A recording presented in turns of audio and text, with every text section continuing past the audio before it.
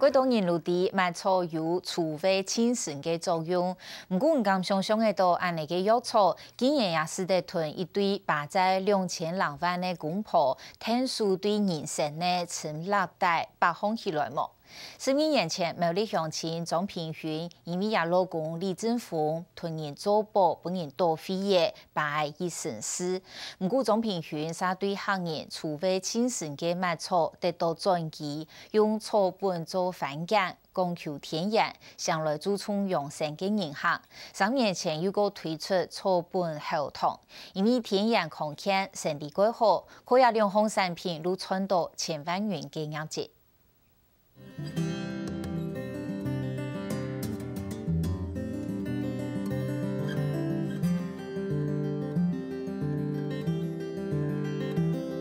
渐渐透明绿色的药草番茄，比起来有失败麦草香茅的米丝，睇客家的熟地配，麦草有除脱恶糟的东西清神的作用。不过应该无人问到，安尼一堆细细番茄，杀做的天数一堆摆在2000万的公婆，对人生最实质的时节再个摆起来。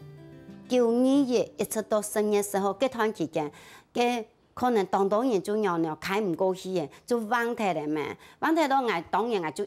研究讲骨牌的效应啊，哈，我就剩下就不用强下忘得下去啊。我说我就往动态条，本人往到动态条，动上当的呀。我老公又同人担保啊，山呢本人查封脱了呀。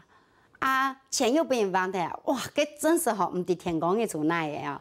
同镇过后，大家路清江，拄好有人送来麦草的细番茄，伊有撇下的意思，本种平均夺来卖。我里面送油的厂商用火唔差，嗰所学化工嘅老公李正峰将出自家开发，除了本地的麦草香茅之外，还加为自家路下栽培容易草腐用草，做出贴片的药草番茄。他真是当爱赚钱哈！对方又做唔出来，我老公突然间想到呢，佢讲，佢自家做学化工的呀，佢自家种一片的药草的呀，我自家只有办法开发呢，是从来冇想到，自家开发一件事情点。结果，于是我就跳落来，自家开发，好，各位私创品牌。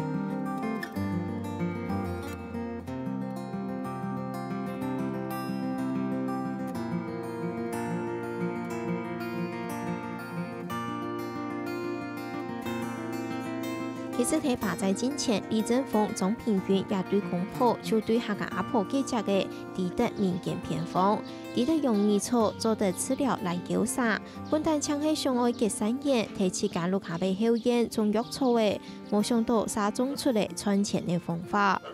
20年前，因为好朋友就感染嘅烂药沙，然后透过很多管道就找到其他种偏方哦。没有用啊！苗栗家自己好朋友福家人啊，姓福的，他家里就传承下羊耳草，后来头就开始利用羊耳草，或者说栽种。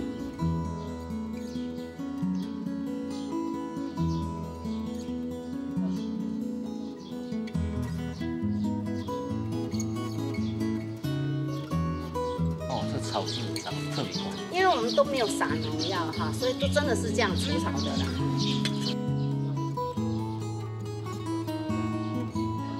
因为地沟也容易草对外就是吃，老人家传下来就讲非常的友好，因为几下胎就传下来就按你用的了，就专门吃了很多跟那个烂药啥。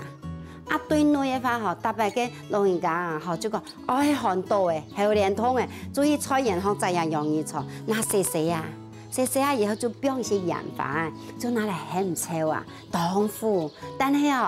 就当友好。嗰时李正峰、张平云也对公婆就安尼囤药草番茄有个清晨的缘分。当然，我行业爱囤传统嘅药草诶，做成药草番茄，唔系一下子就做得成功。哦，也经过当多边的个呢试验嘛，一边过一边，做出一边以后，感觉那都会好改进呢，好继续再个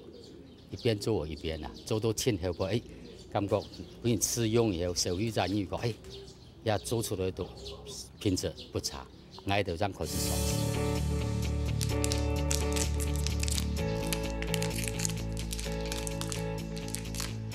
一粒一粒咖啡色的校筒是落在有西巴艾夫，再過來就有甘甜的米絲。3年前推出的校筒，同樣採用以下種天然的藥草味，對種出舒適，仲開路係人工。講究天然無糖，同一般市面上的校筒無共樣。我到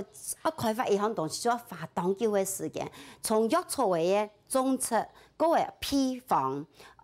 幾多嘅100%，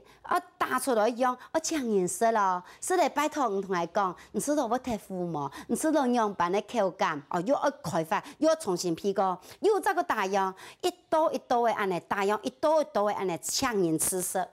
就做3年。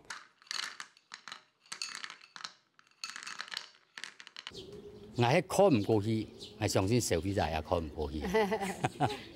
就我感覺做得，消費者認同做得，好，我就照樣嘅配方就生產出，我都上邊。12年來也對公婆可能藥草反應校筒2項簡單嘅產品賣出嚟前好嘅業績。但係從來就冇想到用機來賺錢，但係一旦自己遇到困難㗎，跌一下嘅時候，真發現到個竟然係日藥草嘅，日項事業。幫助我翻身，因為我都真正食一隻寶，食一裝批傳下來，對人體安好嘅寶，一定要好好傳本後台嘅人。